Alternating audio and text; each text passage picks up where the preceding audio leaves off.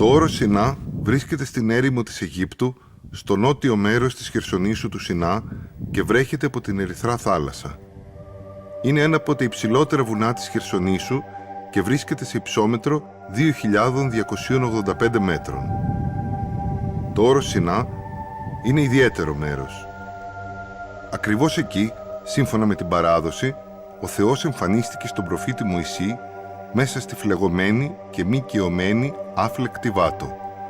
Στην κορυφή του όρου Σινά, ο Θεός έδωσε στο Μωυσή τις 10 εντολές γραμμένες σε πέτρινες πλάκες. Στην κορυφή του όρους βρίσκεται ο Ορθόδοξος Ναός της Αγίας Τριάδος. Στο βουνό κάθε βράδυ ανεβαίνουν από μερικές δεκάδες έως μερικές εκατοντάδες προσκυνητές για να συναντήσουν μαζί το πρωινό φως. Η ειρήνη που υπάρχει ανάμεσα στους μοναχούς και τους ντόπιους Βεδουίνους έκανε το Σινά ένα σύμβολο ειρήνης μεταξύ ανθρώπων διαφορετικών θρησκειών και πολιτισμών. Οι πρώτοι χριστιανοί ήρθαν στους πρόποδες του βουνού τον 3ο αιώνα μετά Χριστόν. Την ίδια περίοδο ιδρύθηκε εδώ ένα μοναστήρι που αργότερα αφιερώθηκε στην Αγία Μεγαλομάρτυρα Εκατερίνη.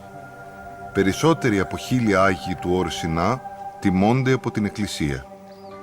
Το Θεοβάδι στον όρο Σινά, όπως και το αγιώνυμο όρος του Άθο, από την αρχαιότητα προσελκύουν ασκητές που θέλουν να ζήσουν την πραγματική ερημική ζωή, να αφοσιωθούν στην οερά προσευχή, στην ησυχία.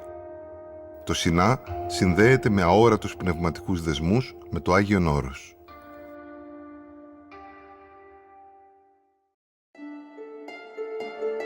Για όλους όσοι χρειάζονται ένα πνευματικό στήριγμα. Παΐσιος Αγιορείτης. Επεισόδιο 3. Ο αναχωρητής του Σινά. Αυτή η σειρά ταινιών είναι το αποτέλεσμα του διακονήματος και της υπακοής του ηγουμένου Κυπριανού στον Αγιορείτη Γέροντα Ευθύμιο, ο οποίος πρότεινε να κινηματογραφήσουμε το βίο του γέροντος Παϊσίου του Αγιορείτου, που γράφτηκε από τον ιερομόναχο Ισαάκ. Ο συγγραφέας του βίου κοιμήθηκε στις 16 Ιουλίου του 1998. Ο τάφος του είναι κοντά στην καλύβα του Ευθυμίου. Επίσης, σε αυτήν την ταινία περιλαμβάνονται μαρτυρίες πολλών ανθρώπων, οι οποίοι συναντήθηκαν προσωπικά με τον γέροντα Παΐσιο ή έζησαν κοντά του. Θα ακούσετε αποσπάσματα κειμένων του ίδιου του γέροντα Παϊσίου του Αγιορείτη και θα δείτε μέρη όπου έζησε. Ο δρόμος μας περνάει μέσα από την έρημο του Σινά προς το μοναστήρι της Αγίας Εκατερίνης, όπου ο γέροντας Παΐσιος έζησε τη δεκαετία του 1960. Στην Αίγυπτο σήμερα τα πράγματα δεν είναι ήσυχα. Για να φτάσουμε στο μοναστήρι πρέπει να περάσουμε από 14 σημεία ελέγχου. Ο Αρχιεπίσκοπος Σινά Δαμιανός, ο ηγούμενος της Μονής, είπε: «Αν φτάσετε με ασφάλεια στο μοναστήρι, θα το θεωρήσω ένα μέγα έλεος του Θεού και ευλογία του γέροντος Παϊσίου για τα γυρίσματα». Ιερομόναχος Ισαάκ. Βίος γέροντος Παϊσίου του Αγιορείτου. Κεφάλαιο 8. Ερημίτης στο Θεοβάδι στο όρος Σινά. Στις 30 Σεπτεμβρίου του 1962, ο γέροντας πήγε στο όρος Σινά. Όταν πρωτοπήγε στο Σινά, είχε μεγάλη ανομβρία. Σε φυσιολογικές συνθήκες, στην περιοχή αυτή βρέχει πολύ αραιά.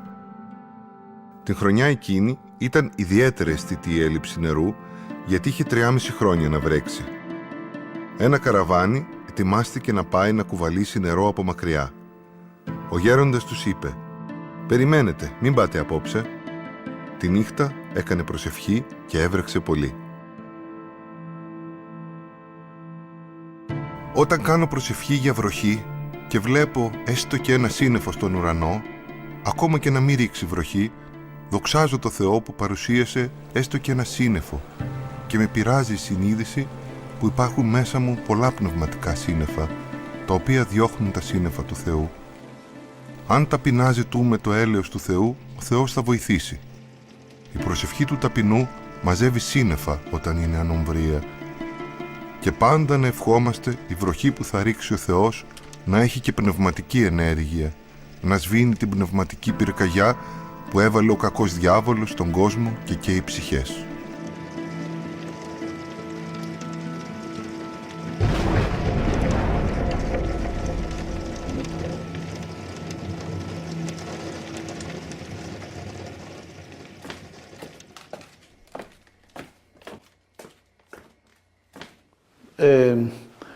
Τότε η διαφορά που είχαμε με τον πατέρα Παΐσιο στην ηλικία ήταν περίπου 9 χρόνια. Μεγαλύτερος ο πατήρ Παΐσιο. Εγώ ήμουν τότε 26-27 όταν ήρθε, 27 και κάτι, και εκείνος ήταν 36. Βέβαια, εμείς ξέραμε ότι ήταν ένας καλός μοναχός και ένας συνεπής μοναχός, Γι' αυτό όταν ήρθε εδώ, ναι, μεν τον είχαμε, του ζητάγαμε συμβουλές, λίγοι μοναχοί ήμασταν και μας έδινε. Οι περισσότεροι δεν είχαμε τότε πολύ κατανόηση στα μοναχικά ζητήματα. Εγώ ήμουν λίγο άτακτος τότε, ήμουν λίγο ζωηρός ως μοναχός. Δηλαδή, για να καταλάβω τι εννοώ, έκανα πολλές δουλειές εδώ, εκεί, ασχολούμαι με τους ασθενείς και δεν είχα χρόνο για πολλή προσευχή. Και όλοι οι μοναχοί αρχίσαμε σιγά σιγά να βάζουμε μία σειρά μοναχική καλύτερη.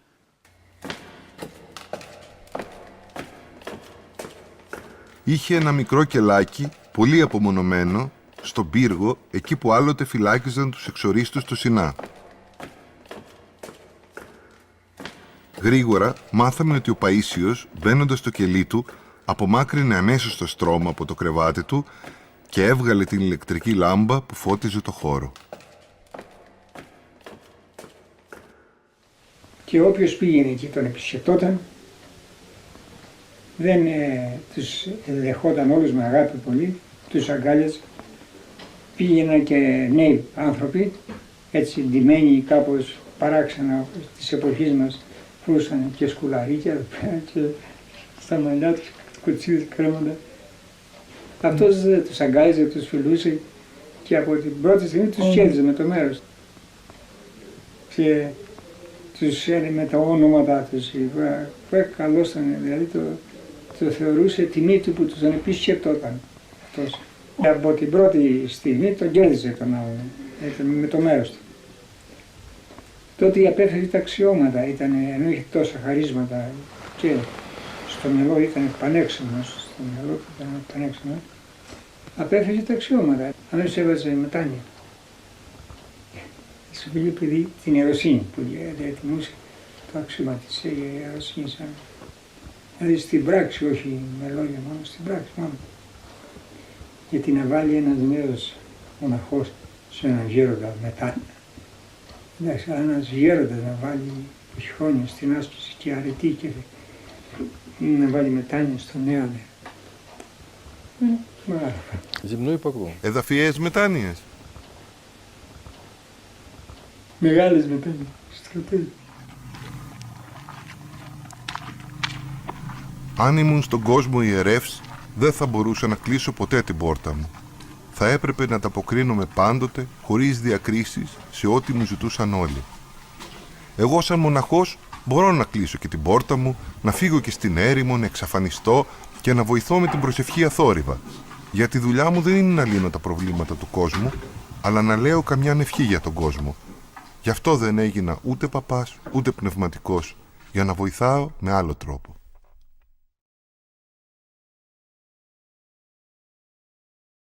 Και ο Ιωάννης Κλίμακος και ο Ιωάννης πρόσφανε πολύ να μην κρίνουν.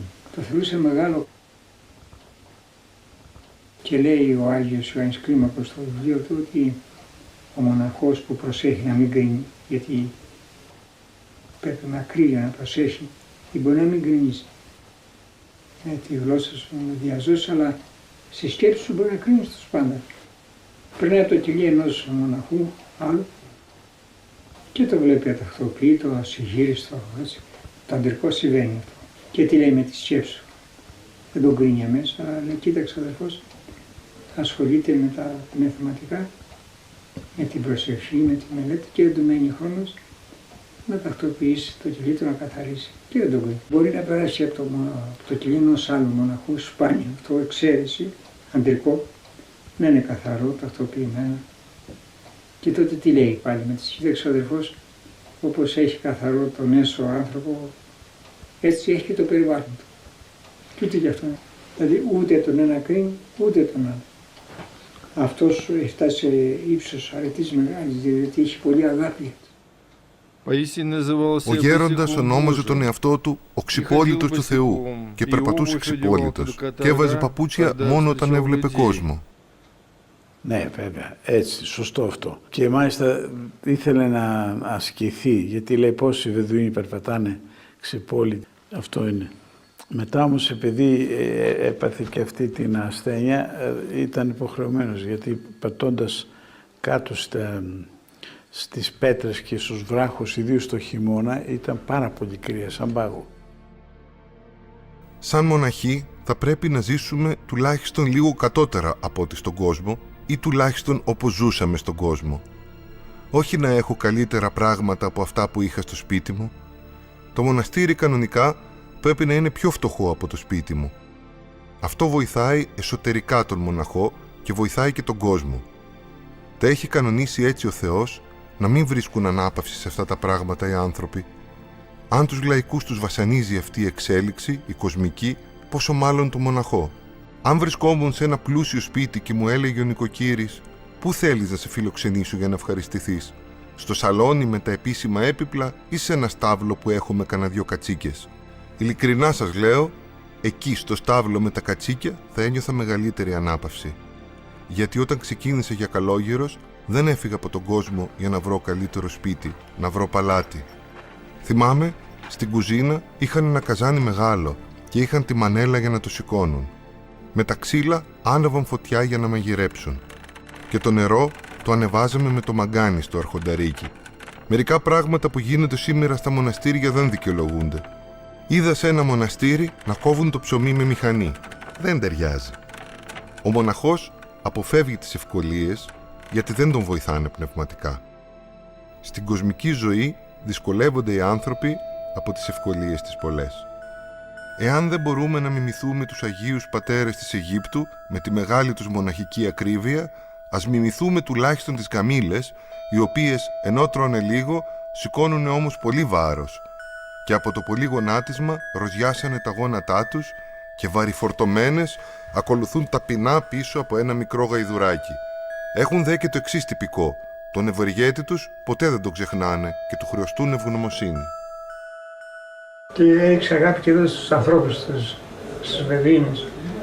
Τους έδειξε μεγάλη αγάπη. Και είχε πει τότε και στον αρχιεπίσκοπο εδώ του Σιλά να τους προσέξει τους Βεδουίνους. Ανθρώπους. Και ότι ήταν εδώ κοντά στο μοναστήρι και με αυτούς δε το μοναστήρι ζούσε τότε. Πήγαινε και τους ρωτούσε, μάθαινε ποιος είχε ανάγκη. Δεν είχε φαγητό. Και πήρε τους αγόραζε τρώνε και πήγαινε και τους στάθμιε έξω από την πόρτα. Και έφερε. Και πονούσε βέβαια γιατί εδώ πέρα και τότε που ζήσε αυτός δεν είχαν και τώρα έχουν και κάποιοι καλύτεροι επειδή το περισσότερο. Τότε δεν είχε και το μοναστήρι για τους πατέρας. Εγώ το ζω τώρα το θέμα με τους Βεδουίνους. Και έρχονται οι Βεδουίνοι και με ένα μπούνα μου λέει φάρμακα, δεν έχω να μου έγραψε ο γιατρός συνταγή, αλλά δεν έχω χρήματα που να αγοράσω τα φάρμακα.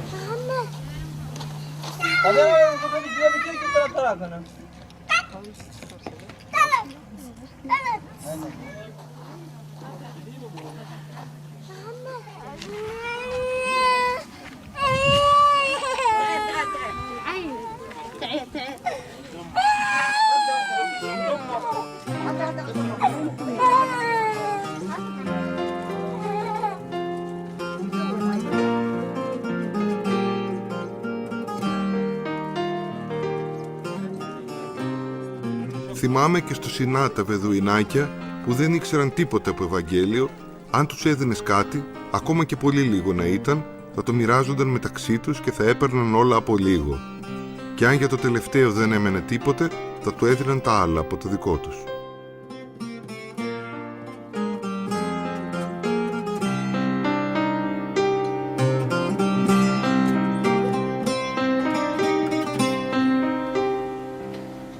Можно ли утверждать, что вот пример Μπορούμε να Паисия πούμε ότι вас το παράδειγμα του Παϊσίου με τους Βεδουίνους σας έχει επηρεάσει, Πάτερ Παύλε? Το δέχομαι, ευχαριστώ σας. Τους χάψα την πρώτη στιγμή και ακόμη θα... Ό,τι μπορώ... Βαράν του.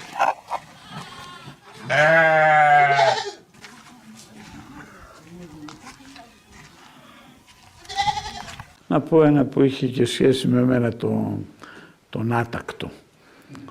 Ήμασταν στο σαλόνι το άλλο εκεί που πάμε κάθε μέρα στο οικονομείο. Ήτανε βραδάκι σαν τώρα.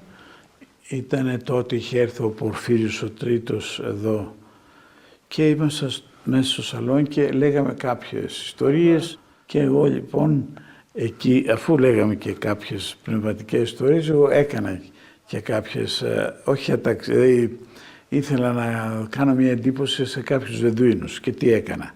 Έκανα κάποια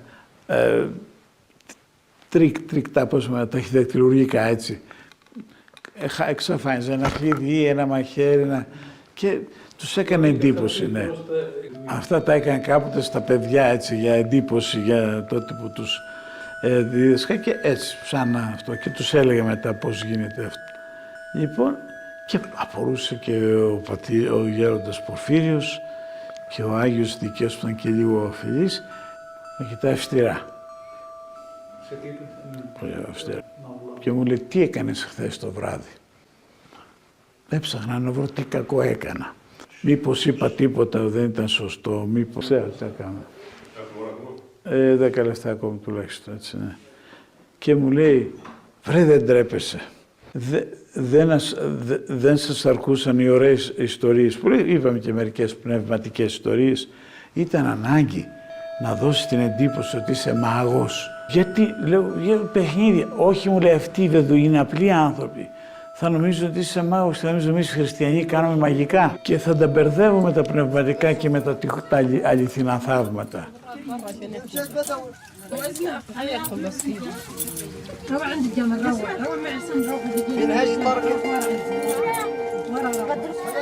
بس من غير سكر ها؟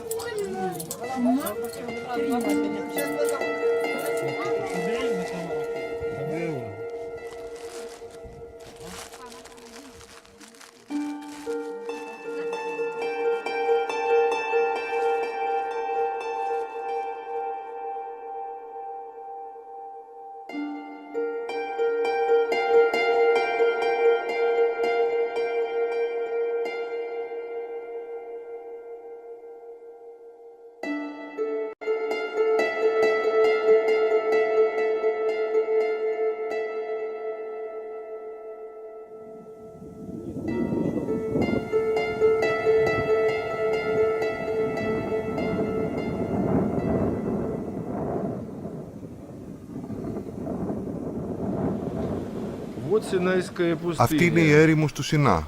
Από τους πρώτους αιώνες, τον Τρίτο, τον Τέταρτο, εδώ πάντα ζούσαν αναχωρητές, ερημίτες. Μπορούμε να πούμε ότι ο γέρον Παΐσιος ήθελε να συνεχίσει την παράδοση του ερημιτισμού. Βέβαια, εμείς αγαπούμε την ερημιτική ζωή, αλλά φοβούμαστε να στείλουμε ή να κάνουμε την επιθυμία των πατέρων. Μερικοί θέλουν, αλλά το σκεπτόμαστε πολύ και γι' αυτό δίνουμε τη δυνατότητα να πηγαίνουν για λίγο διάστημα και να γυρίζουν. Ακόμη και εγώ που ήμουν τρεχαντήρας, έτρεχα από εδώ από εκεί, που έλεγα πότε θα βγω σε ένα ερημιτήριο. Και δεν τα κατάφερε ως τώρα, αλλά η επιθυμία υπάρχει. Γι' αυτό λέω ότι πολλοί έχουμε αυτή.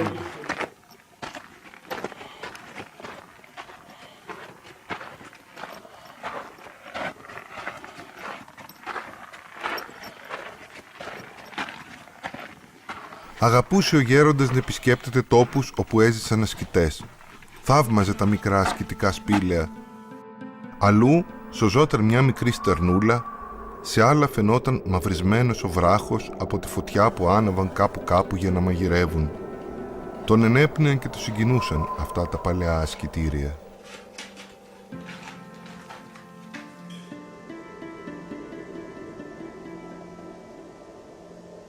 Λοιπόν, και θυμάμαι τότε ο γέροντας Νίκανδρος, γέροντας με την έννοια της ηλικίας, ήταν ένας απλός άνθρωπος και zei πού θα πας, εκεί. Και τον ρώτησε, θα πας εκεί, ο Νίκανδρος, ήταν δικαίος της Μονής. Ναι, γέροντα, θα πάω εκεί με την ευχή σας. Ρε παιδί μου, εκεί που θα πας, πας να αγιάσεις, αλλά θα ξεπαγιάσεις. Δεν ξέρω τι σημαίνει. Λοιπόν, ξεπαγιάσεις, θα κρυώσεις, θα πουδιάσεις, θα... Και ήταν και χειμώνας τότε.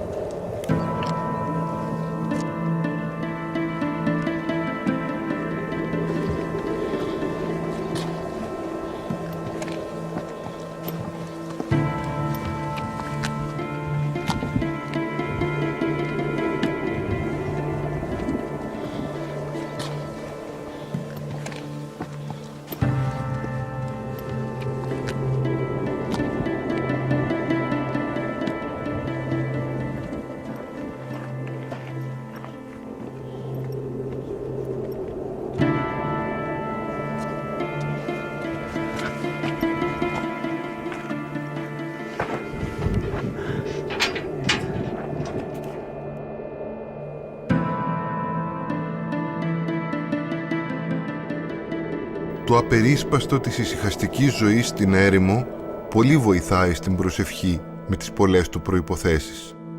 Αλλά και μόνη της η ησυχία είναι μια μυστική προσευχή και πολύ βοηθάει στην προσευχή, σαν την άδολη αναπνοή στον άνθρωπο.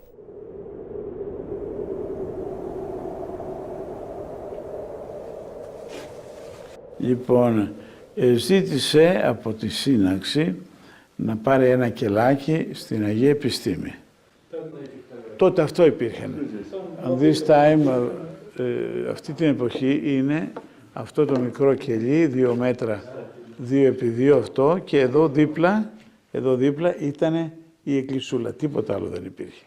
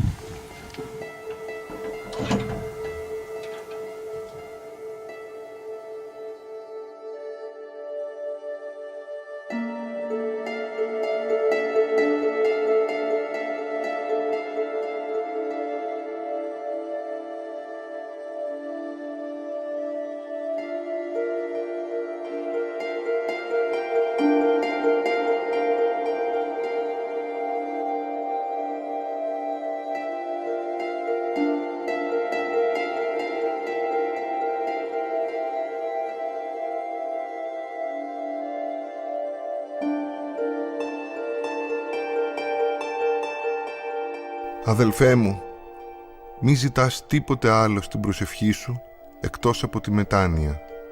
Ούτε φώτα, ούτε θαύματα, ούτε προφητείες, ούτε χαρίσματα, καθόλου, παρά μετάνοια.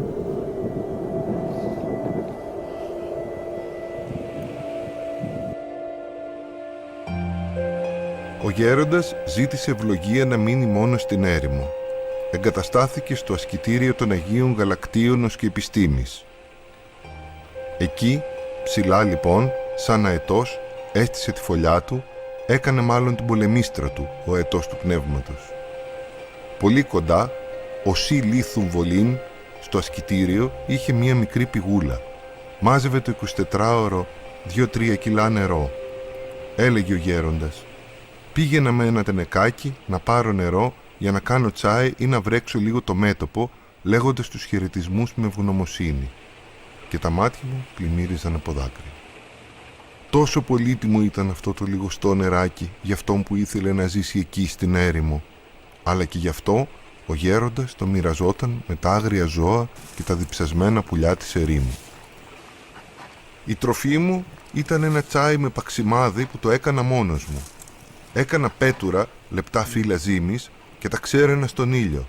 Γινόντουσαν τόσο σκληρά που έσπαζαν σαν τζάμι.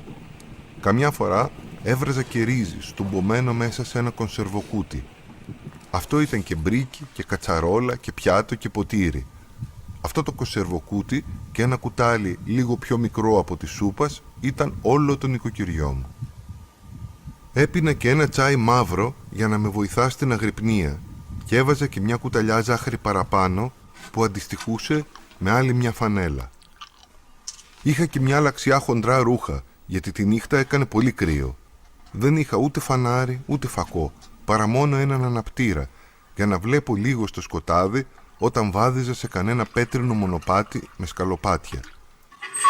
Τον χρειαζόμουν επίσης για να ανάβω καμιά φορά φωτιά με φρίγανα για να κάνω κανένα ζεστό. Είχα και λίγες τσακμακόπετρες και ένα μπουκαλάκι πετρέλαιο πολύ μικρό για τον αναπτήρα. Τίποτα άλλο.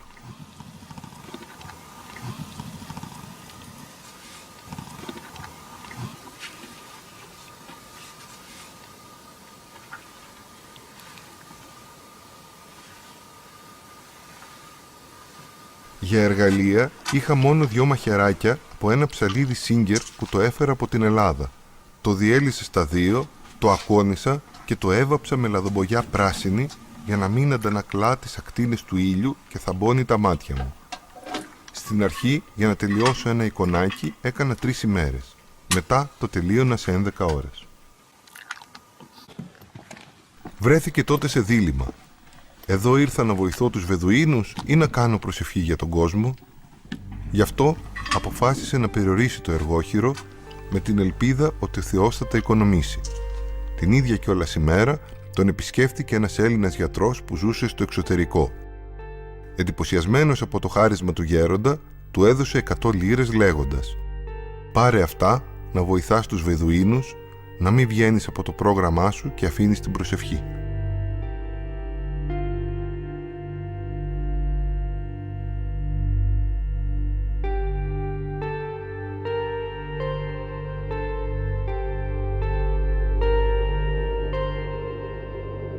Εάν θέλεις να πιάσεις το Θεό για να σε ακούσει όταν θα προσευχηθείς, γύρισε το κουμπί στην ταπείνωση, γιατί σε αυτή τη συχνότητα πάντα εργάζεται ο Θεός, και ζήτησε ταπεινά το έλεος Του.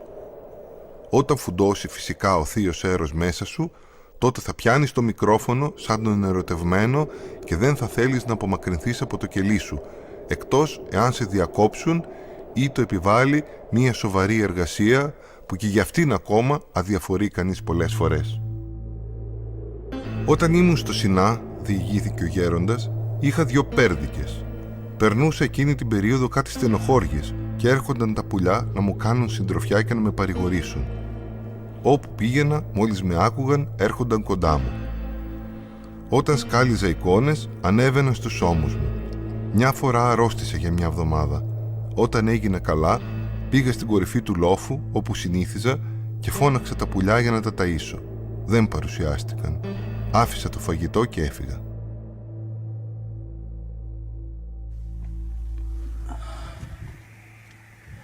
Την άλλη μέρα που πήγα, τα πουλιά με προϋπάντησαν στο δρόμο φτεροκοπώντας γύρω μου.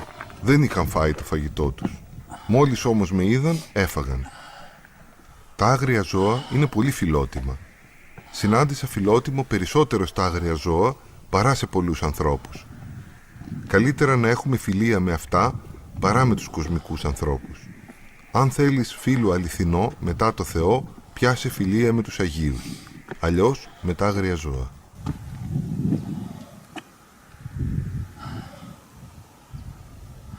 Αυτό που τόσοι που είχαν το θάρρος και τα πουλιά πηγαίναν κοντά του και τα πουντικάκια κοντά του και γύρω του μαζευόταν ένα σωρό τέτοια μικροζωάκια. Και τα μεγάλα ζώα, αλλά αυτά ήταν και τα πιο εύκολα. Και το βράδυ μου έλεγε ότι πολλές φορές άκουγε κάτι φωνές από τα αυτά πηγαίνανε γύρω. Εκείνο το βράδυ ήταν λύκοι, ήταν αυτά, κάποια άγρια ζώα, αλλά έτσι σαν να το παρακαλούσαν τροποντινά, όχι άγρια. Φέρει το βραδιακό κάτι πατήματα έτσι βαριά που πηγαίναν μέχρι το κελί του και τότε δεν είχε τοίχο και φεύγανε. Σαν να παίρναν μια ευλογία και να φεύγανε. Ενός ο Αδάμ αγαπούσε το Θεό και τηρούσε την εντολή του, κατοικούσε στον παράδεισο του Θεού και τριγύρω του όλα τα ζώα τα οποία χάιδευε με αγάπη και εκείνα τον γλύφανε με ευλάβεια σαν αφέντη τους. Όταν ο Αδάμ παρέβη την εντολή του Θεού, εξορίστηκε από τον παράδεισο. Η τήρηση των εντολών του Θεού τώρα και πάλι πλησιάζει τον άνθρωπο κοντά στο Θεό και επανέρχεται στην πρώτη του κατάσταση πρώτης πτώσεως. Τότε πια κινείται αθώα μέσα στους ανθρώπους και άφοβα μέσα στα άγρια ζώα, τα οποία διαισθάνονται από πολύ μακριά την αθωότητα και την αγάπη και πλησιάζουν και πάλι τον άνθρωπο και τον γλύφουν με ευλάβεια και τον αναγνωρίζουν για αφέντη τους και πάβουν πια να είναι άγρια αφού το αφεντικό τους έχει ημερέψει.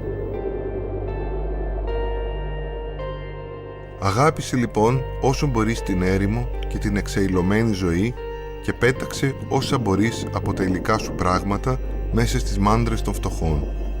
Απλοποίησε τη ζωή σου όσο μπορείς για να ελευθερωθείς από το κοσμικό άγχος και για να έχει νόημα και η ζωή σου.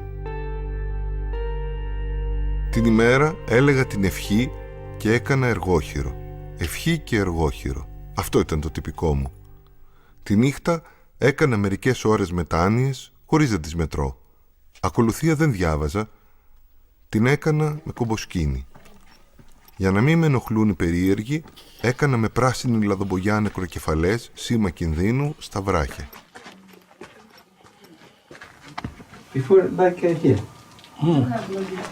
Ως εδώ ήταν ο τοίχος.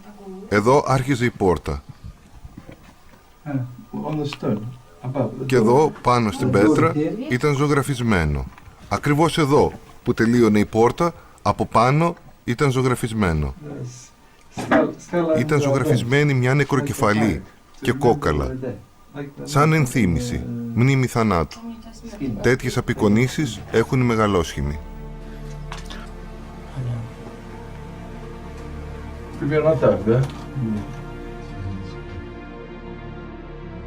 Τι ωφελεί τον άνθρωπον αν επί της γης εκλάμψει, εν μάρμαρον λευκότατον αυτό θα τον σκεπάσει.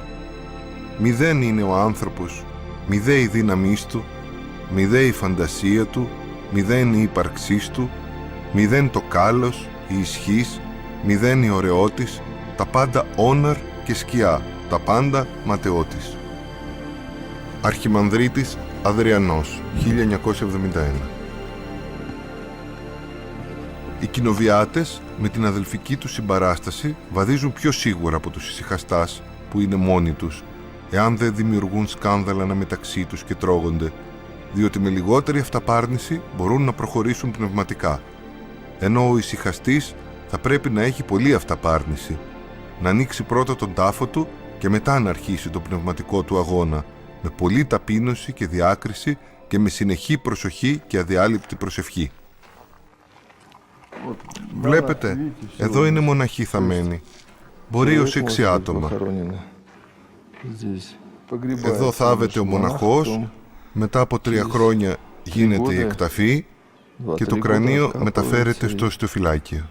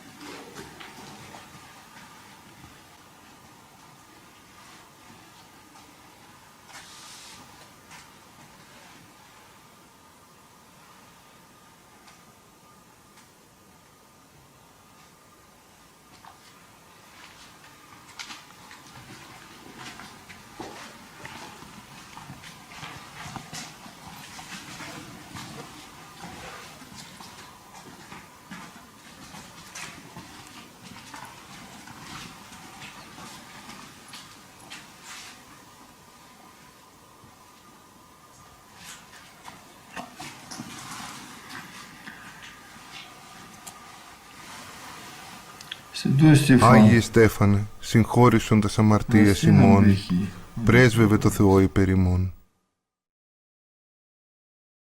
Ακόμα και όταν πεθάνει κανείς και είναι τακτοποιημένος, την ώρα που η ψυχή του ανεβαίνει στον ουρανό, είναι σαν να τρέχει ένα τρένο και άλλα σκυλιά τρέχουν από πίσω γαυγίζοντας, γαβ, γαβ, κόβει και κανένα σκυλί το τρένο.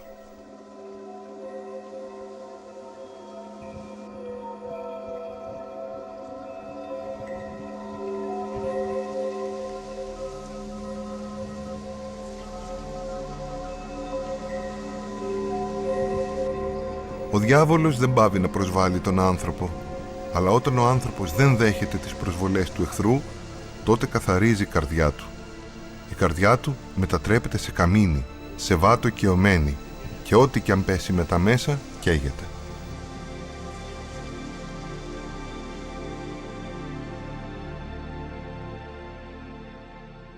Μπορούμε να πούμε ότι ήταν και ερημίτης και κοινοβιάτης ταυτόχρονα, γιατί ερχόταν στο μοναστήρι.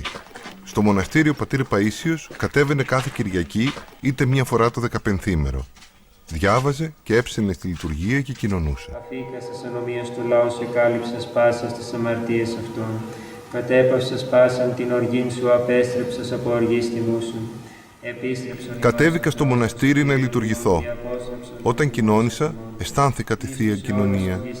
Ήταν σώμα και αίμα Χριστού. Ενισχυμένος από αυτό το σημείο και βλέποντας από τη μονή του ασκητήριο, είπε στο διάβολα: «Άμα θέλεις, έλα τώρα να πολεμήσουμε. Δεν σε φοβάμαι πλέον».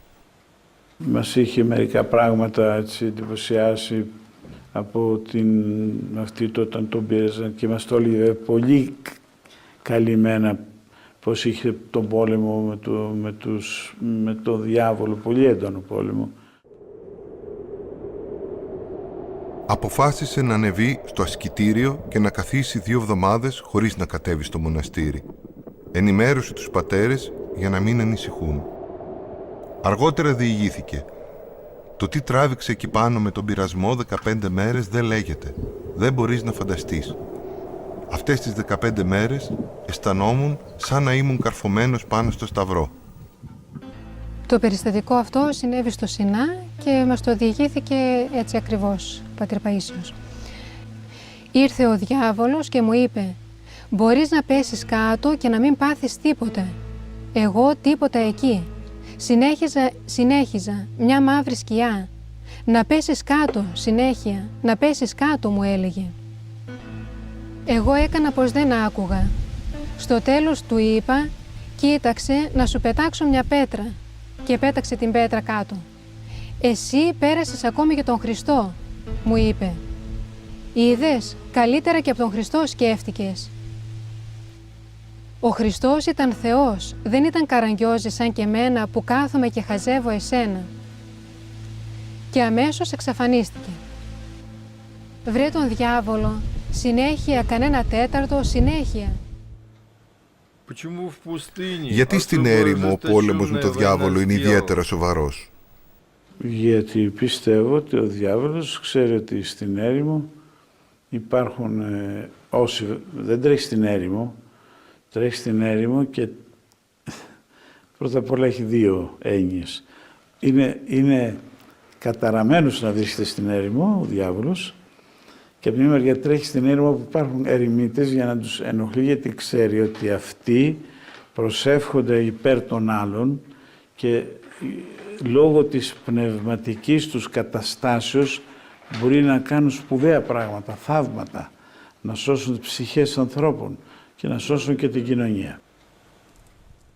Διηγήθηκε ο γέροντας: «Είδα το διάβολο, ο οποίος έκανε διάφορες αποκαλύψεις. Ανέφερε διάφορα πρόσωπα και έλεγε: «Και εκείνος δικός μου είναι, και εκείνος», ονομαστικά. Πολλά είναι ψέματα από όσα λέγει ο διάβολος, αλλά λέγει και μερικά αληθινά. Είχα ένα ρολόι, το κούρδιζα, είχε χαλάσει και μετά ήθελε κούνημα. Μου φέρνει ένα λογισμό ο διάβολος: «Τι κάνεις βρε χαμένε εδώ?» Δηλαδή έτσι έντονα. Αν ήσουν στον κόσμο θα είχες παιδιά, θα τα κουνούσες, θα τα σκέπαζες. Παίρνω το ρολόι, ήταν απέναντι ακριβώς ένας βράχος ίσια και το πετάω. Εγώ στο σχολείο που πετούσα την πέτρα, τα περνούσα τα παιδιά. Παίρνω το ρολόι και το πετάω. Και να δεις, πάει ο διάβολος το ρολόι ακριβώς μέχρι εκεί και πάει το ρολόι συρτά προς τα κάτω να μην πάθει τίποτα. Πάω κάτω, ακούω, κουνιέσαι, λέω. Παίρνω ένα γρανίτι, το ρίχνω επάνω του. Βρε τον διάβολο, να πάει μέχρι εκεί ακριβώς και να πάει ίσια κάτω να μην χαλάσει. Τον ρωτήσαμε.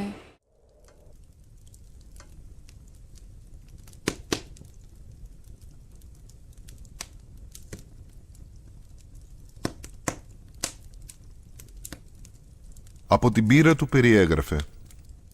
Ο διάβολος πραγματικά μετασχηματίζεται σε άνθρωπο, σε ζώο, πραγματικά ψηλαφάται. Είναι μια άλλη κατάσταση που δεν γνωρίζομαι. Τον βλέπεις, τον ψηλαφάς, τον δένεις και αμέσως τον χάνεις από μπροστά σου.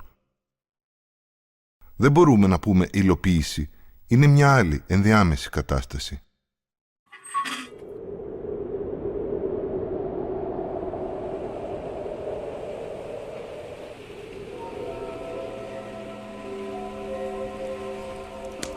Κάποια μέρα αισθανόταν ιδιαίτερη παράκληση, ανεξήγητη παρηγοριά και μεγάλη αγάπη προς την Παναγία. Απορούσε τι είναι αυτό και γιατί του συμβαίνει. Σημείωσε την ημερομηνία και αργότερα έμαθε ότι αυτή την ημέρα εκοιμήθη η μητέρα του που την υπεραγαπούσε, αλλά για την αγάπη του Χριστού και της Παναγίας την εγκατέλειψε. Ήταν σαν να του έλεγε η Παναγία «Μη στεναχωριέσαι, εγώ είμαι η μητέρα σου». Ήταν 6 Οκτωβρίου 1963. Иди, сиди земны, и очистины от всякие скверны, и спаси, блаже души моя. Господи, благослови.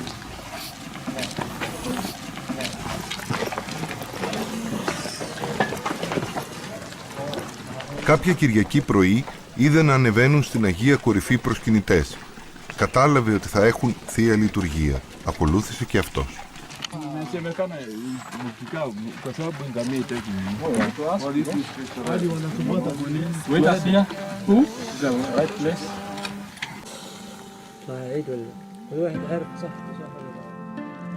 Αόρατος πόλεμος και ανέκφραστες καταστάσεις. Ο γέροντας αναφέρει σε επιστολή του με ημερομηνία 1η Μαρτίου 1964. Πολλές φορές με ταράζει ο δαίμονας, παρόλο που έχω κατατσακίσει τη σάρκα. Ευχαριστώ την Παναγία που δεν με συχαίνεται, αλλά πάντα με βοηθάει. Hello, top deck. You woke up already? Λοιπόν, είσαστε έτοιμοι φίλοι μου? My friend, more 30 minutes to sunrise, okay? Περίπου σε 1/4 και κάτι θα ξημερώσει.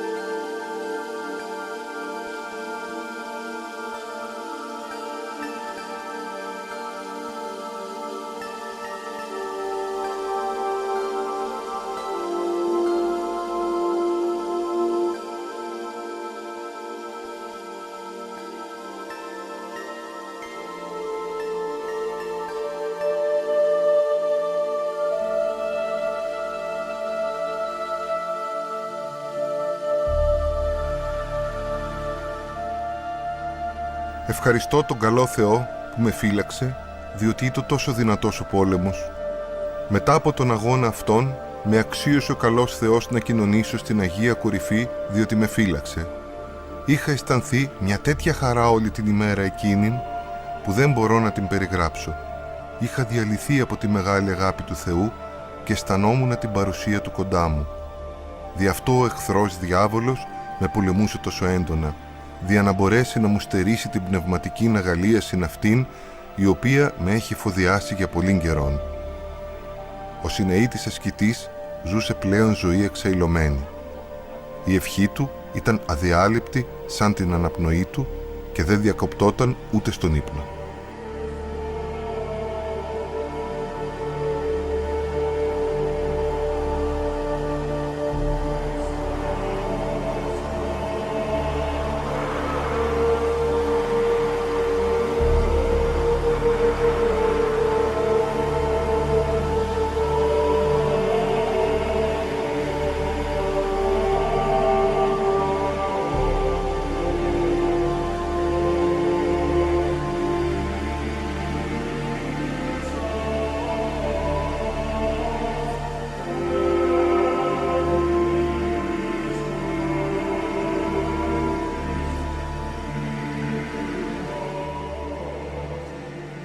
Αισθάνομαι να γλυκοχαράζει κάτι άλλο μέσα μου, έγραφε.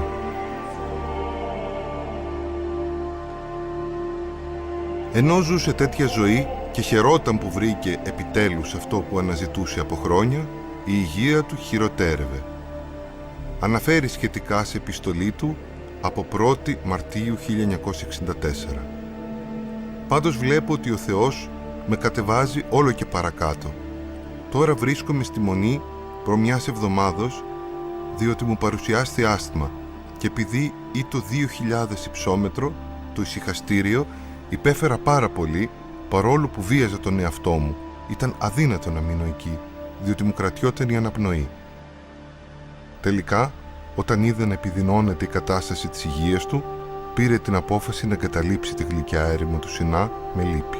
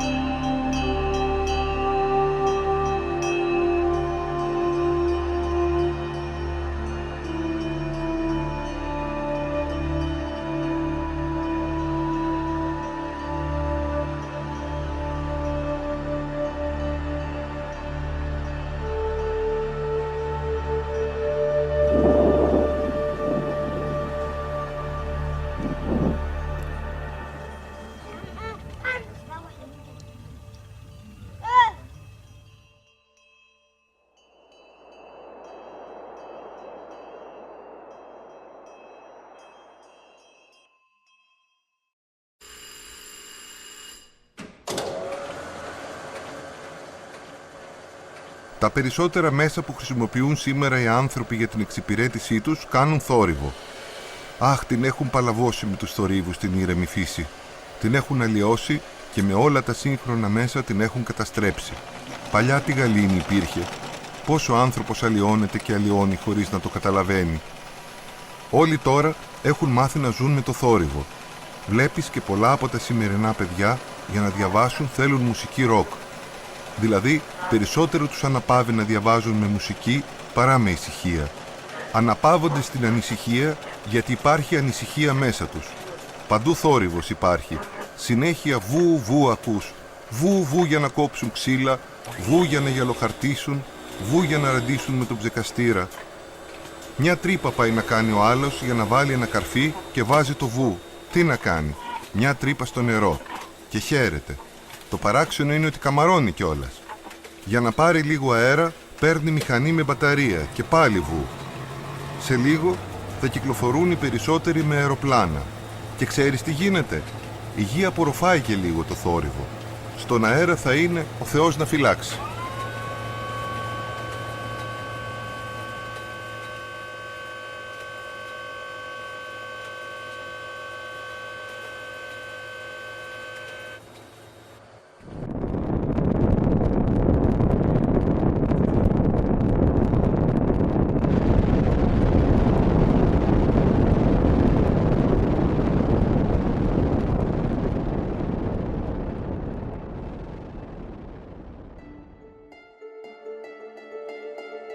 Για όλους όσοι χρειάζονται ένα πνευματικό στήριγμα. Παΐσιος Αγιορείτης. Επεισόδιο 4. Επιστροφή στον Άθο. Αυτή η σειρά ταινιών είναι το αποτέλεσμα της υπακοής του ηγουμένου Κυπριανού στον Αγιορείτη Γέροντα Ευθύμιο, ο οποίος πρότεινε να κινηματογραφήσουμε το βίο του γέροντος Παϊσίου του Αγιορείτου, που γράφτηκε από τον ιερομόναχο Ισαάκ το 2004. Επίσης, σε αυτή την ταινία περιλαμβάνονται μαρτυρίες πολλών ανθρώπων, οι οποίοι συναντήθηκαν προσωπικά με τον γέροντα Παΐσιο ή έζησαν κοντά του. Γερός δυνατός. Θα ακούσετε αποσπάσματα κειμένων του ίδιου του γέροντος Παϊσίου του Αγιορείτου και θα δείτε τα μέρη όπου έζησε. Φώναξε μια φορά, έβαλε μια φωνή απ' έξω η μητέρα μου. Βγαίνω έξω και βλέπω στη μητέρα μου δίπλο έναν γέροντα, ας πω τόσο αδύνατος, σαν να φαίνονταν μια σανίδα όρθια, κατάχλωμη.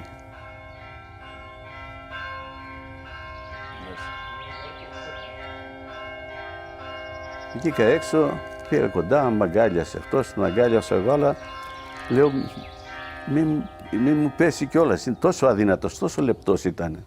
Στη σκήτη που ήταν στην Αγία Κατερίνη στο Σινά, είχαν πάθει τα πνευμόνια του, γιατί ο αέρας εκεί στην έρημο είναι αρής και προβληματίστηκαν τα πνευμόνια του.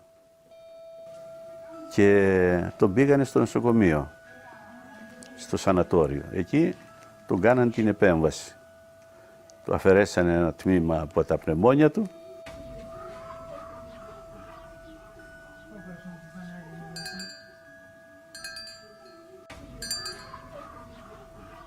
Ήταν μια πολύ σοβαρή εγχείρηση.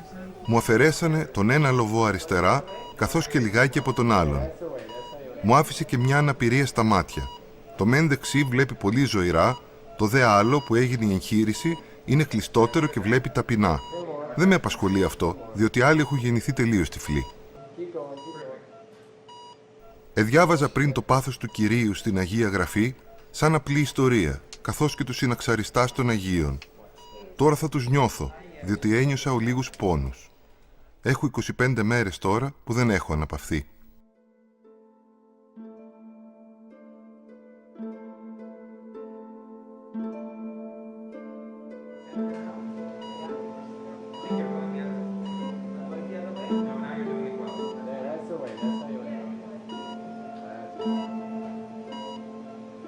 Βάσει του εξιτηρίου, ενοσηλεύθη στο Κέντρο Νοσημάτων Θώρακος Βορείου Ελλάδος.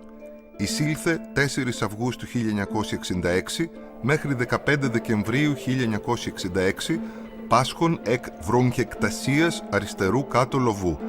Χειρουργηθής εξήλθεν εν Ιάση. Κατά τη διάρκεια της νοσηλείας του εκεί, στο σανατόριο Ασβεστοχωρίου, έκανε υπακοή στους γιατρούς και έφαγε κρέας.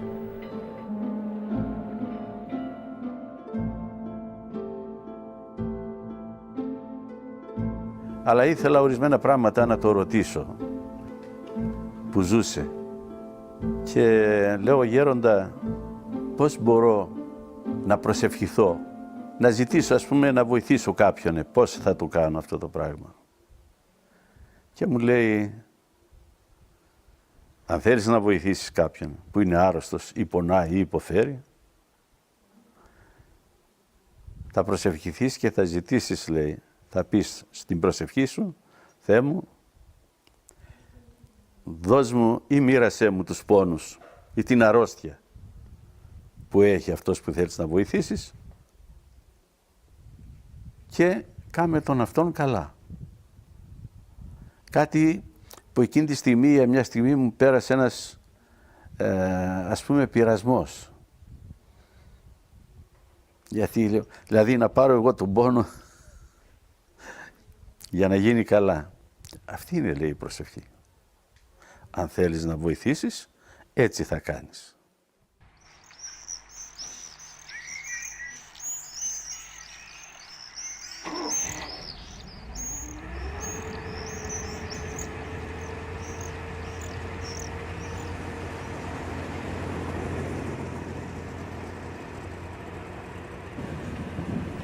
Όταν έρχομαι με το καράβι, έχει πολύ θόρυβο. Κάθομαι σε μια γωνιά Κλείνω και τα μάτια σαν να κοιμάμαι, για να μην με ενοχλεί ο κόσμος. Και ψάλλω. Και τι δεν ψάλλω. Πόσα άξιον εστί, πόσα Άγιος ο Θεός. Κάνει και ένα γκρότο πάνω στο καράβι που ταιριάζει ακριβώς με την ψαλτική. Γίνεται η Σοκράτημα στο άξιον εστίν του Παπα-Νικολάου, στο Άγιος ο Θεός του Νηλαίος, σε όλα ταιριάζει αυτός ο κρότος. Ψάλλω με το νου μου, συμμετέχει όμως και η καρδιά.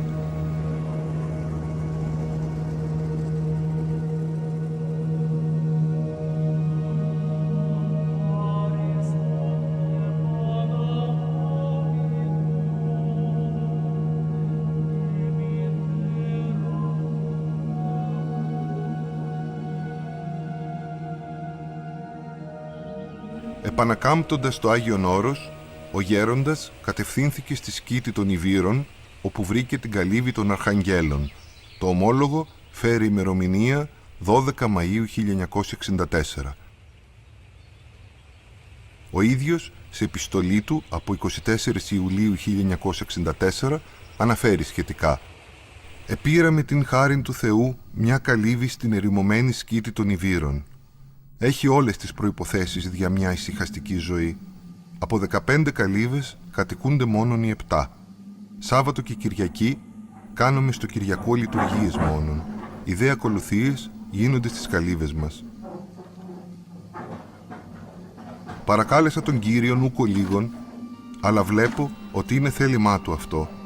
Επήγα στον πνευματικόν μου, πατέρα Τύχωνα Ρώσον Ερημίτην, και μου είπε ότι θα πρέπει να δέχομαι όσους θέλουν να μένουν μαζί μου. Το πολύ μου είπε να κάμεις μια καλυβούλα πιο πέρα, δια να έχεις και ολίγην ησυχίαν.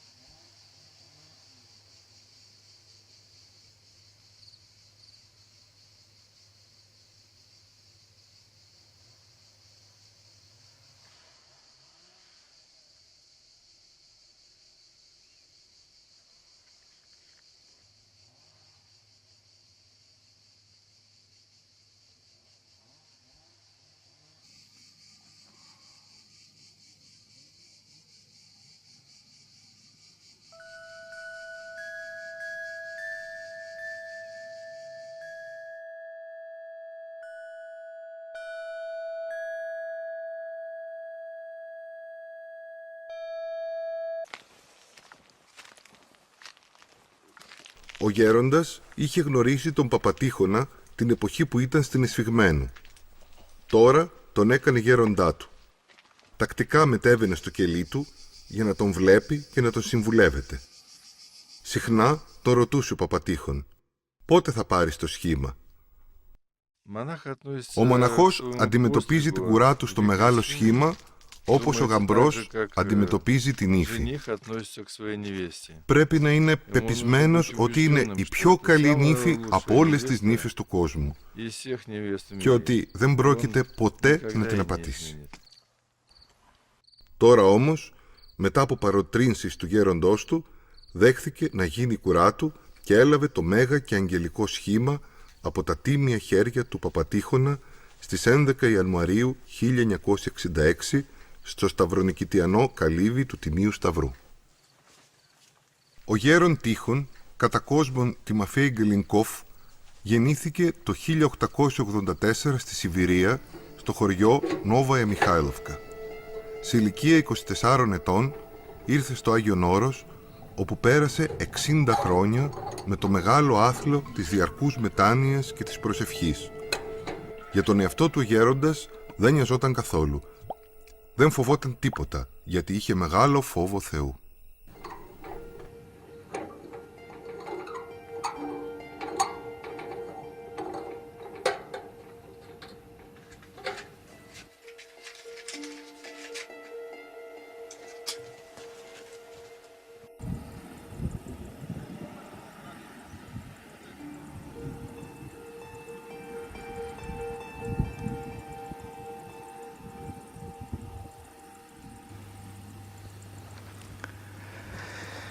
1979 λοιπόν, που ήρθε στο μοναστήριο ο πατήρ Παΐσιος, καθίσαμε στο επίσημο δωμάτιο όπου τον είχαμε βάλει να κοιμηθεί.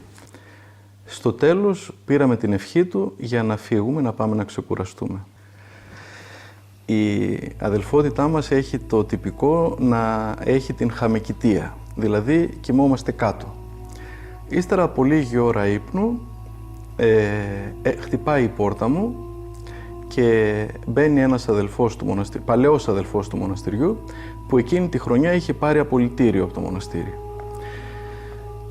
Έρχεται και πλησιάζει προς το μέρος μου. Εγώ ήμουν λαϊκός, παιδί, 17,5 χρονών, 18, φοιτητής, και αυτός ο αδελφός έρχεται να μ' αγκαλιάσει.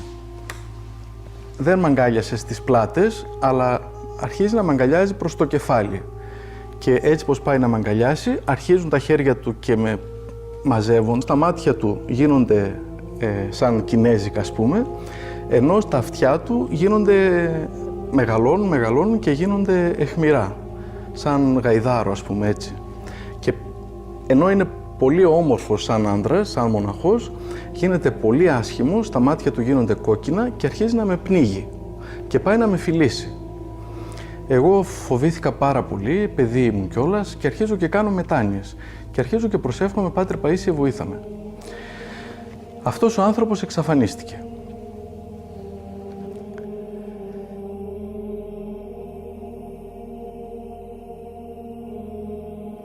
Σας είπα ότι ήταν πολύ ωραίος σαν άνθρωπος, πολύ όμορφος, ψηλός, ωραίος άντρας, είχε μια φωνή πολύ όμορφη και ήταν πολύ αγαπητός μέσα στους αδελφούς.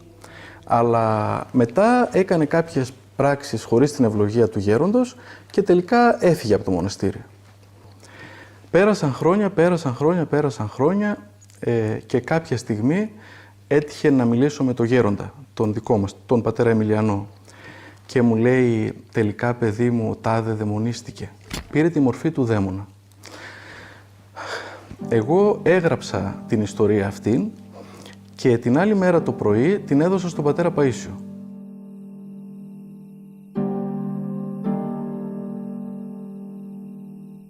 Η υπερηφάνεια, ο εγωισμός, η αλαζονία που μας πιάνει όλους, περισσότερο από όλους, και μας κάνει να καταφεύγουμε πρώτα στους δαίμονες, αλλά και οι δαίμονες οι ίδιοι τιμούν και σέβονται και φοβούνται τον Θεό. Και όπως λένε και τα Ιερά Βιβλία, και ο δαίμονας μιλάει για το Θεό. Έτσι λοιπόν σήμερα που η εποχή μας δαιμονοκρατείται, ο στόχος μας είναι να γυρίζουμε στους ανθρώπους του Θεού και στην Εκκλησία, γιατί ο δαίμονας είναι πολύ πονηρός και συνήθως χρησιμοποιεί πράγματα που αγαπάμε, ανθρώπους που αγαπάμε, για να μπει μέσα μας και να μας κάνει κακό. Όπως στην περίπτωση του μοναχού, ο οποίος ήταν από τους πιο αγαπητούς ανθρώπους του μοναστηριού και όμως τη μορφή τη δική του πήρε ο δαίμονας για να έρθει και να με πνίξει. Οι μαύρες δυνάμεις του σκότους είναι αδύνατες. Οι άνθρωποι τις κάνουν δυνατές με την απομάκρυνσή τους από το Θεό, γιατί έτσι δίνουν δικαιώματα στο διάβολο.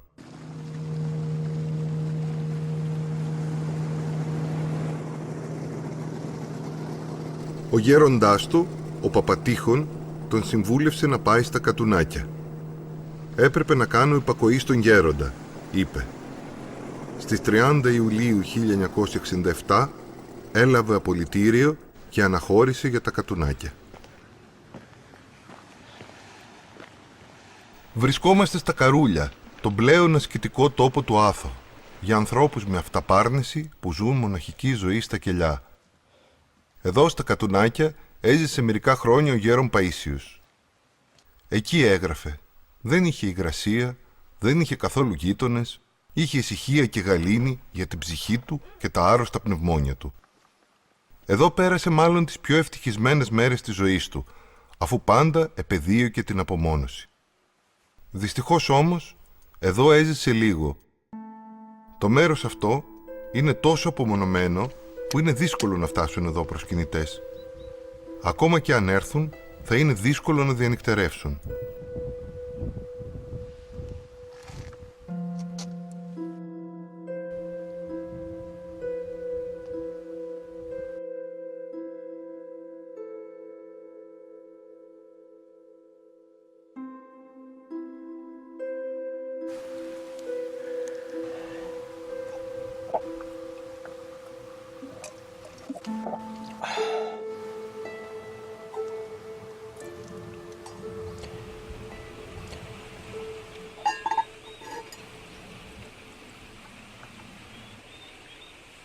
Добрый день. Καλημέρα.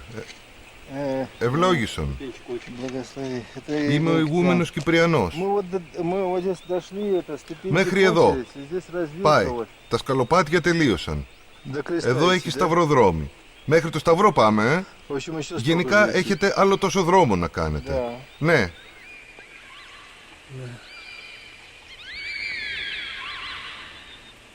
Ну кто ж ты кричит-то? Ну, здесь есть волки. Τι είναι αυτό που φωνάζει έτσι? Εδώ έχει λύκους, Шакалы. Шакалы. Здесь очень Α, много τσακάλι. кабаны, шакалы. Εδώ έχει πολλά τσακάλια.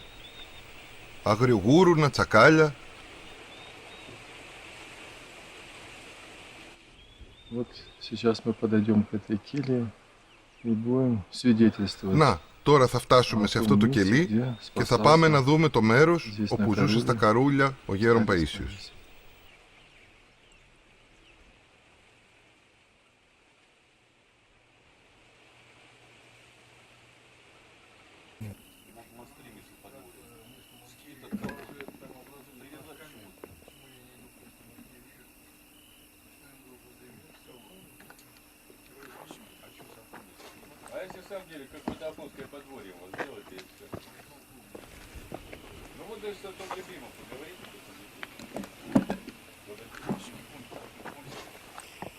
Вот мы поднимаемся Ανεβαίνουμε τα σκαλοπάτια к пещере, στη σπηλιά αυτή где που πολλοί ασκητές είχαν множество απομονωθεί. подвижников находило уединение. Здесь Εδώ, вот в этой σε αυτή τη пещере σπηλιά, подвязался έζησε ο γέρον Паисий Афонский. Παΐσιος. Вот дверь в Царство Εδώ είναι η Небесное. πόρτα προς τη Βασιλεία των Ουρανών. Ну прекрасно, что здесь Είναι тишина. θαυμάσιο που έχει εδώ Только τόση ησυχία. редкие животные. Μόνο ο αέρας, τα δέντρα και τα ζώα ακούγονται. Всякий человек Κάθε άνθρωπος που φεύγει από τον κόσμο στην ησυχία, удаляется ακόμα от мира, και όταν и κλείνεται στο помня, σπίτι του σύντομα, даже μέσα σε закрывшись μια в своем μέρα, доме, довольно скоро, уже даже в течение дня Σύντομα. почувствует. Α, Интересно, горит свет. αλήθεια, δουλεύει το φως. В Α, сердце δουλεύει. возникает τишина. Στην καρδιά εμφανίζεται И вот в этой ησυχία тишине και στην ησυχία αυτή ο άνθρωπος обретает αποκτά τον себя, πραγματικό εαυτό του и και αφού απομακρυνθεί отрешившись от από τη суеты φασαρία του мира, κόσμου, начинается αρχίζει τον внутренний πραγματικό разговор. διάλογό του με το Θεό.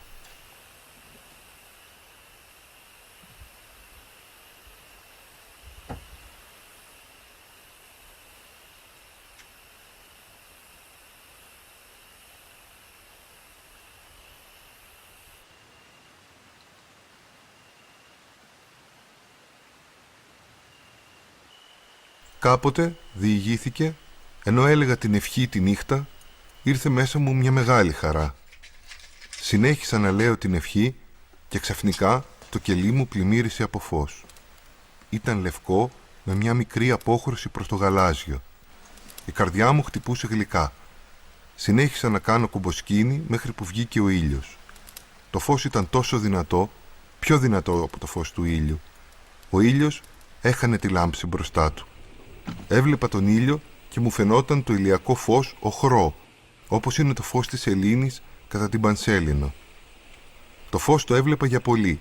Μετά, όταν το φως έλειψε και η χάρις μειώθηκε, τότε δεν έβρισκα καμιά παρηγοριά και χαρά. Επειδή είχα μεταπέσει από μια κατάσταση σε μια άλλη κατώτερη, έβλεπα τον εαυτό μου σαν ζώο. Πήγαινα να φάω, να πιω νερό, να κάνω εργόχειρο και αισθανόμουν σαν ζώο. Η αφήγηση έγινε στις 23 Ιουλίου 1984 για αυτά που συνέβησαν στο κελί του Αγίου Ιπατίου στα Κατουνάκια.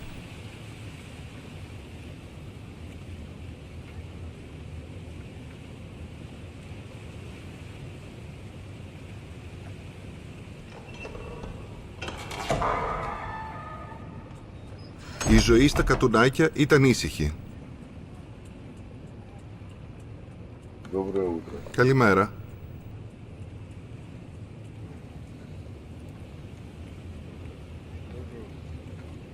Απερίσπαστη και πολύ πτωχική. Έκανε εργόχειρο την παράσταση της Σταυρώσεως με την Παναγία και το Θεολόγο σε εικόνα ξυλόγλυπτη από ξύλο και παρισιού. Λίγες πουλούσε για να συντηρείται και τις πιο πολλές τις μοίραζε ευλογία.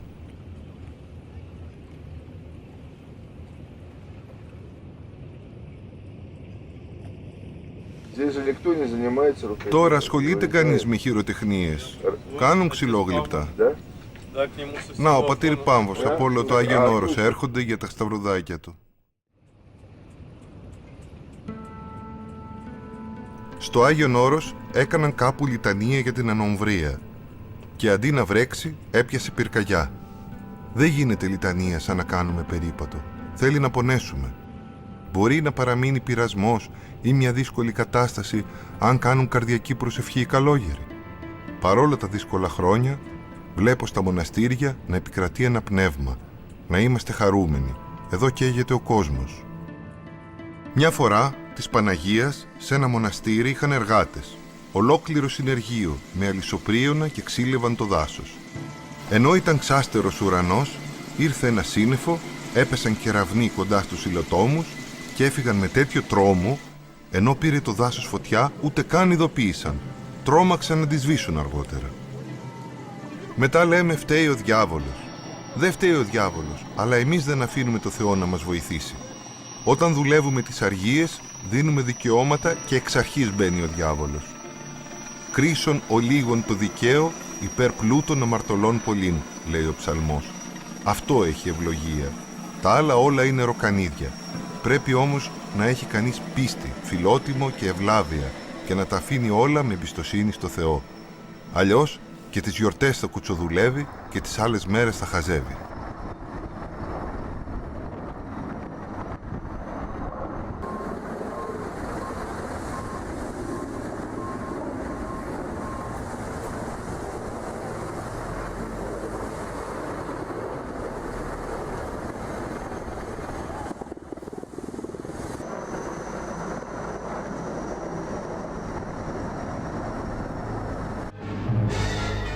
Αυτά τα πλάνα γυρίστηκαν στην Ελλάδα.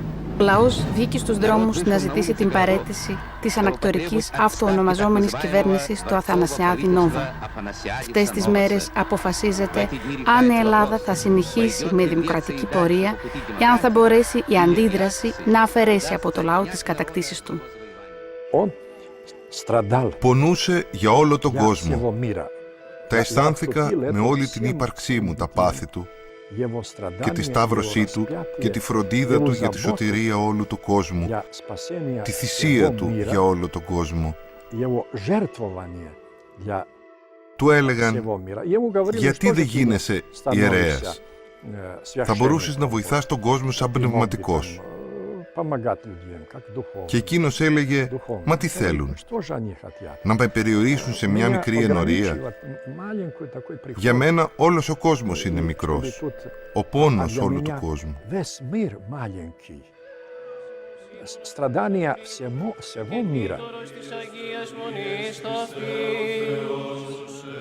Των Αγίων και δικαίων Θεοπατώρων Ιωακήμ και Άνης και πάντων σου των Αγίων. Οικετεύομεν σε μόνε πολύ ελέ, Κύριε, επάκουσον ημών των αμαρτωλών δεωμένων σου και ελέησον ημάς. Κύριε, ελέησον, Κύριε, ελέησον, Κύριε, ελέησον.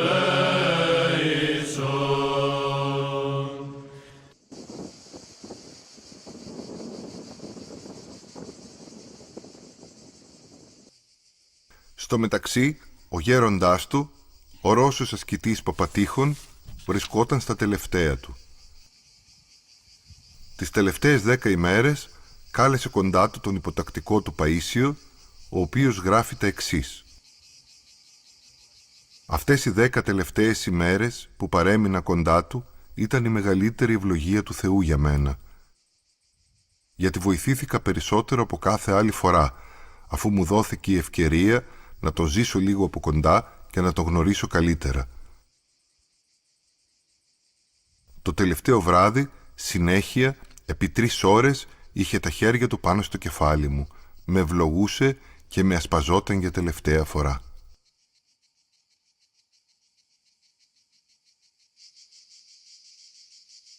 Κοιμήθηκε στις 10 Σεπτεμβρίου 1968, αφού προαισθάνθηκε το θάνατό του και είχε ετοιμάσει με τα χέρια του τον τάφο του. Στον καλό του υποτακτικό, το γλυκό Παΐσιο, όπως τον αποκαλούσε, άφησε την ευχή του και την υπόσχεση ότι θα τον επισκέπτεται κάθε χρόνο. Είπε ακόμα, «Εμείς, παιδί μου, θα έχουμε ακριβή αγάπη σε αιώνας αιώνων». Отец Тихон сказал, ну вот, сынок, Παπα Τίχον είπε, «Λοιπόν, γέ μου, αν μείνεις εδώ, σε μένα, θα σε επισκέπτομαι μετά το θάνατό μου».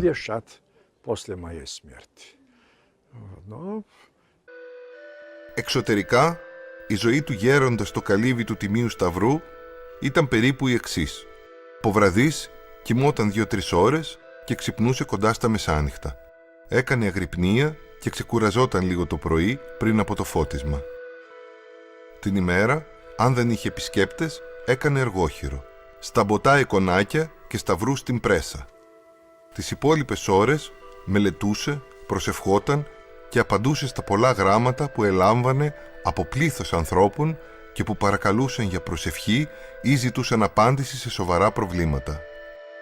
Μια από τις ημέρες μου λέει η Ελπίδα, «Ξέρεις, πήρα επιστολή από τον ξάδελφό μου, από το Άγιο Όρος, από τον πατέρα Αβέρκιο». Αυτή ήταν ξαδέλφη με του πατρός Παϊσίου. Πολύ σπουδαία η επιστολή αυτή. Τι έγραφε η Ελπίδα? Μέσα σε όλα που μου γράφει για πνευματική νοθεσία, μου λέει, εμείς εδώ, Ελπίδα, στο Άγιον Όρος, κρατάμε πολύ σιωπή και δεν λέμε τίποτα άλλο από το τι είναι ευλογημένο και το να είναι ευλογημένο.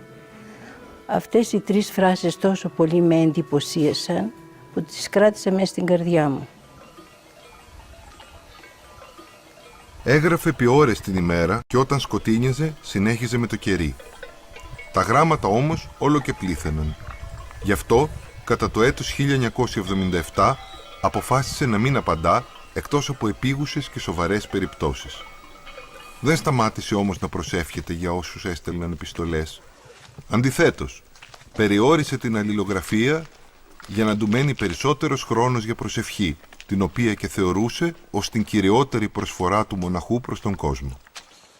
Όμως η παρουσία του γέροντα ήταν τόσο απλή και ταπεινή, που μέσα στην απλότητα και στην ταπείνωση έκρυβε εκείνον τον μεγάλο και πολύτιμο θησαυρό του Αγίου Πνεύματος. Τότε ο γέροντας μου λέει, είσαστε νέα παιδιά, να κάνετε πολλές μετάνοιες, πολλές γονεκκλησίες. Εγώ απόρρισα, τον ερωτώ γέροντα πόσες να κάνουμε δηλαδή κάθε μέρα. Εκείνος μου λέει να κάνετε πολλές, είστε νέοι να κάνετε πολλές. Με τον λόγο αυτό, κατά έναν θαυμαστόν τρόπο, ευωδίασε όλη η περιοχή γύρω, όλα τα βουνά, οι πέτρες, τα δέντρα, ο αέρας, η φύση όλη, και αισθάνθηκα με τον άλλο συμφιλητή μου που είμαστε μαζί αυτή τη φοβερή και μεγάλη ευωδία, η οποία έπιανε όλο τον χώρο, όλη την περιοχή. Ο γέροντας βιαστικά έκλεισε την πόρτα και πήγε βιαστικά πίσω στο καλυβάκι του.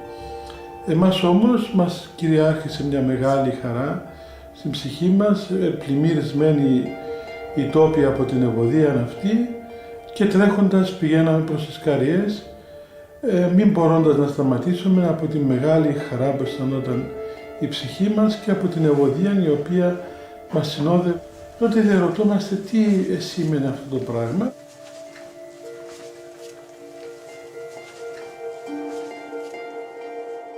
Παρόμοιο γεγονός Ο γέροντας είχε ζήσει και στον Τίμιο Σταυρό, το οποίο διηγήθηκε στις 27 Οκτωβρίου 1978 ως εξής. Μια φορά προσευχόμουν όρθιος για πολλές ώρες. Όχι μόνο δεν αισθανόμουν κούραση, αλλά απερίγραπτη χαρά τόσο που δεν ήθελα να διακόψω την προσευχή. Για να μπορέσω να συνεχίσω όσο το δυνατόν περισσότερο, πήγα να ζωστώ μια χοντρή ζώνη. Δεν μπόρεσα όμως να την πάρω και σοριάστηκα κάτω τελείως, σαν κουβάρι. Με κρατούσε τόση ώρα ο Θεός και μόλις πήγα να προσθέσω δήθεν την ανθρώπινη μου δύναμη και φροντίδα, πήρε τη δύναμή του για να μου δείξει τι αξία έχει η δική μου προσπάθεια.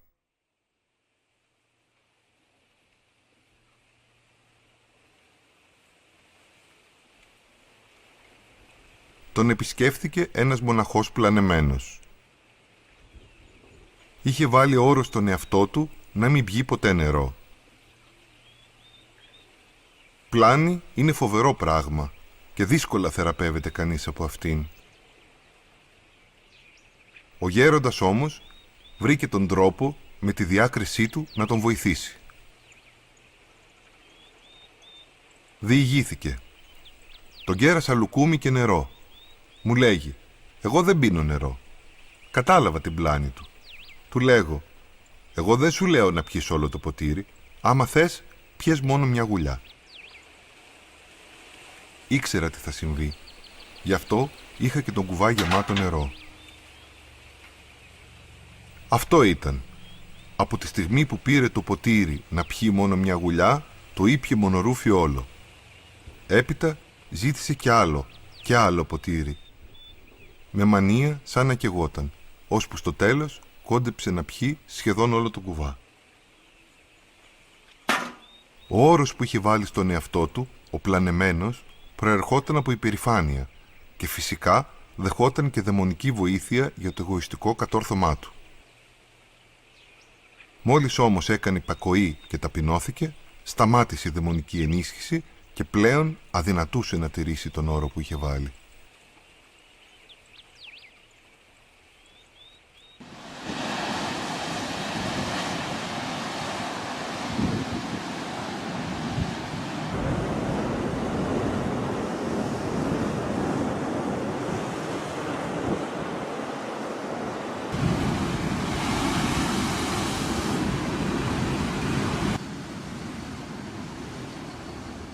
Γράφει σε επιστολή του από 11 Οκτωβρίου 1968. Θα μάθατε δια την αλλαγή του τόπου και ζωής, δηλαδή από έρημον εις μονήν και από τελεία μεριμνησία σε μέριμνες και ευθύνες. Πιστεύω ότι θα εύχεστε να είναι η θητεία μου μικρή, δια να βρω και πάλιν των σκορπισμένων εαυτών μου.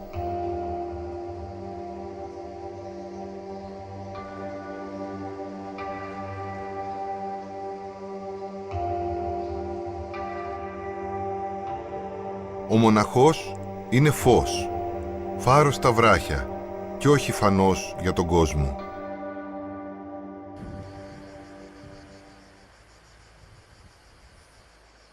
Διηγήθηκε ο γέροντας. Βρισκόμουν στη Μονή Σταυρονικήτα. Ήτανε σπέρα. Φεύγοντας, βρίσκω έξω από την πόρτα του μοναστεριού ένα λαϊκό που ήθελε να μου μιλήσει. Προχωρώντας, άρχισε να μου λέει τα προβλήματά του. Η ώρα περνούσε και ήμουν άρρωστος. Ήταν τέτοια η αρρώστια που ούτε μπορούσα να καθίσω να ξεκουραστώ, ούτε να στέκομαι όρθιος. Ενώ λοιπόν μου μιλούσε, πέρασε η ώρα και νύχτωνε. Σκέφτηκα σε μια στιγμή την αρρώστια μου και θέλησα να διακόψω τη συζήτηση. Αλλά είπα, ο άνθρωπος έχει τόσα προβλήματα, εγώ τον εαυτό μου θα κοιτάξω. Και έτσι συνέχισε να μου μιλά μέχρι που νύχτωσε τελείως. Ο λαϊκός είχε να κινηθεί κάπου σε γνωστό του κελί. Η πόρτα του μοναστεριού είχε κλείσει. Αφού τελειώσαμε, πήρα το δρόμο για να πάω στο καλύβι. Μπήκα στο μονοπάτι και θα περνούσα από ένα σημείο που είναι στενό και απότομο. Όταν έφτασα στο σημείο αυτό, επειδή δεν έβλεπα, Δεν είχα και φακό μαζί μου. Πέφτω μέσα στα κλαδιά και στα βάτα και πιάστηκα από τα κλαδιά. Δεν έβλεπα καθόλου και μου ήρθε το σακίδιο στο κεφάλι μου. Στη θέση που βρισκόμουν σκέφτηκα, τι να κάνω, ας κάνω το απόδειπνο. Αρχίζω, Άγιος ο Θεός κλπ. Σε μια στιγμή ανάβει ένα φως δυνατό. Το κεφάλι μου έγινε σαν λάμπα. Γύρω μου έγινε μέρα. Οπότε είδα που βρισκόμουν και σκαρφάλωσα και βγήκα. Το φως συνέχιζε να φωτίζει γύρω μου. Η καρδιά μου ήταν γεμάτη από ουράνια αγαλίαση.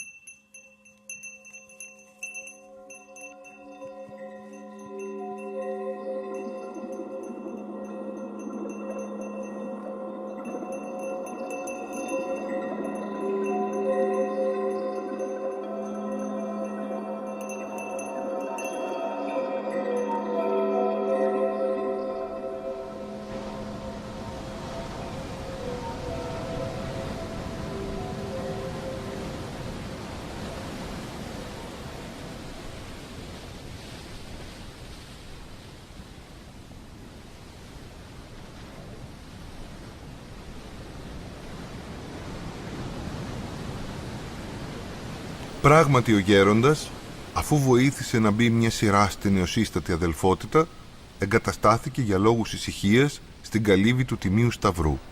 Το ομόλογο έχει ημερομηνία 2 Μαρτίου 1969.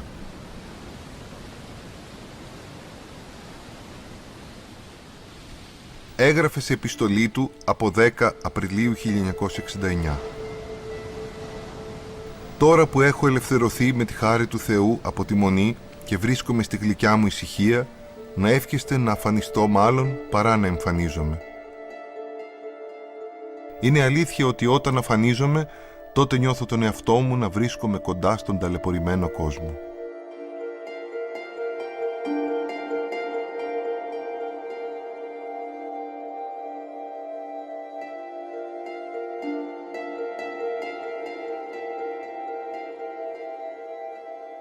«Πάτερ, τι κάνεις εδώ?»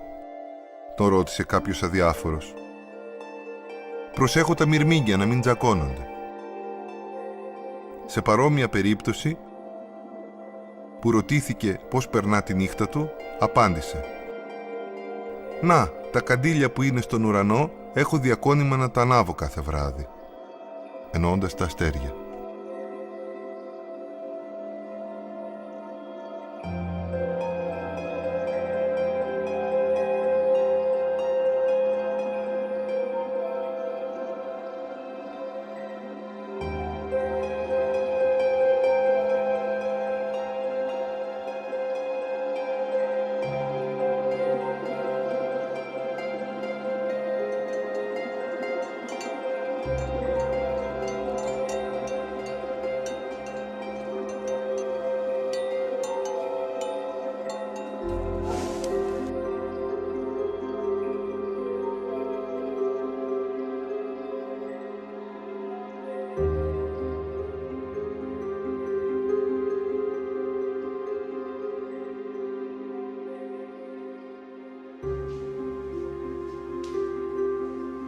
Ένιωθα κάποια δυσκολία να προσευχηθώ στο Χριστό.